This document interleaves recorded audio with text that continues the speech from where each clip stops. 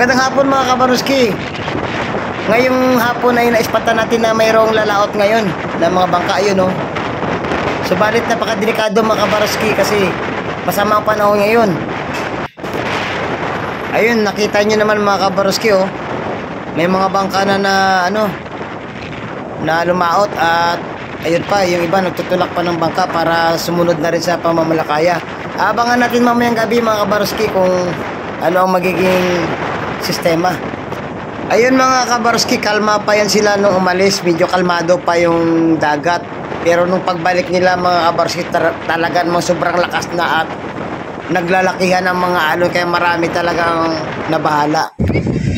Ayun, magandang gabi mga kabaruski. Talaga namang naglalakihan ng alon dito. Delikado ang mga bangka. Yung isang bangka doon, muntik na madali ng napakalaking alon. Nagkatahulog yung mga piloto saka yung mga tauhan sa sobrang lakas ng alon at saka hangin.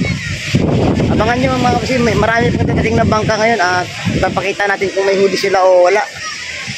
Ito mga kabaruski, medyo madilim pero talaga naman kung inyo makikita mga kabaruski, talaga namang swerte at maganda ang landing nito. Sa sobrang laki ng alon na yan, napakadelikado mga kabaruski. Base sa kwento ng mga namalakaya mga kabaruski, talaga namang napakaswerte daw nila dahil nakauwi sila ng maayos at ligtas. Dahil doon pa lang sa laot mga kabaruski, nabali na pala yung katig na yan. At ito nga mga kabaruski ang nahuli nilang isda. Halos daw hindi na nila tinanggalan doon sa laot kasi sobrang lakas na ng hangin at mga naglalaki ang mga alon. Kaya dito na nila tinanggal ang mga tenga ng mga mga isda. Ayun, sa kabila meron din doon, may mga huli din doon. At dito nga tulong-tulong ang mga tao dito para magtanggal ng isda eh. At itong mga palang nahuli nila. Ayun. Ito naman sa kabila mga kabaruski. Ayun, nagtatanggalan din sila ng isda diyan. Medyo marami-rami din ang nahuli nila ng isda mga kabaruski. Kaso mula mga kabaruski, ang tindi ng dinanas nila sa laot, talaga namang buwis buhay ang mga pangyayari at napaka-intense mga kabaruski. Talaga namang kahit ako, kitang-kita ko kung gaano sila nakipagsapalaran sa laot mga kabaruski.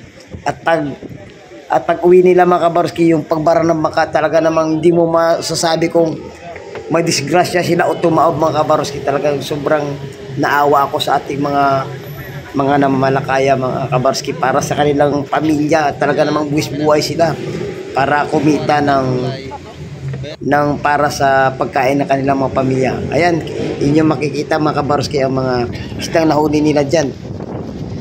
At kung tutusin mga kabaruski, yan ay saktuhan lang, bawi gastos lang yan ang mga nahuli nila. Kaysa naman wala silang maiuwi sa pamilya nila. Kaya kahit paano may pang-ulam sila dyan at bukas ng madaling araw ay ibenta nila yan doon sa may fishport or terminal na bagsakan ng isda dito sa aming lugar mga kabaruski. At meron pang mga bangka mga kabaruski na hindi pa dumating. Halos mga 6 pa ro na bangka ang hindi dumating. Kaya kahit ako kinakabahan mga kabaruski kasi napakatindi ng alon na yan. Kapag kalaki ng buhala talaga, bukod pa dun kapag kalalakas ng hangin, isang pagkakamali mo lang sa paglanding dito sa barahan ng bangka mga kabaruski, talagang masasabi mo na 50-50 kung hindi masisira ang bangka mo, sigurado may mga madidisgrasyang tao. Katulad kanina mga kabaruski, pag landing ng bangka na yon, hindi lang nakuha ng video pero ako kita-kita ko mga kabaruski. Pag landing sa barahan mga kabaruski, nahulog yung isang tauhan ng bangka mga kabaruski, hindi malaman kung nasaan na. Pero tulong-tulong dito, talagang hinanap yung nahulog na yun at buti naman at medyo marunong lumangoy mga kabaruski at nailigtas ng mga residente dito.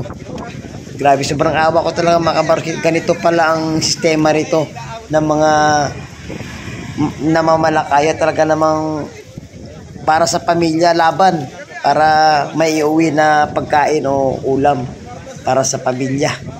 Talaga namang nakaka-intense mga kabaruski. Pero ayun, sa awa ng Diyos at itong mga namamalakaya na to ay nakauwi ng ligtas. Pero mamaya hindi natin alam yung mga hindi pa nakauwi kung ano ang naging sistema nila. Kaya mga kabaroski, talaga namang ano, ito lang ang ating maipapakita video muna mga kabaroski, kasi ang aking cellphone dito ay halos malobat na. At buti naka-captured tayo ng mga video na ganito na. Ayun mga kabaroski, talaga naman napaka-intense ng mga pangyayari kanina doon sa tabing dagat sa may paraan ng bangka. Talagang naglalakihan ang mga alon doon. Salamat naman sa Panginoon Diyos at ligtas silang nakauwi. Yung iba doon, nabali yung mga katig at saka katig at saka mga ano nila, batangan. Kaya ayos at nakauwi sila ng maayos lahat. Ayun, maraming salamat sa pagtutok mga kabaroski. Hanggang sa muli at God bless po sa ating lahat.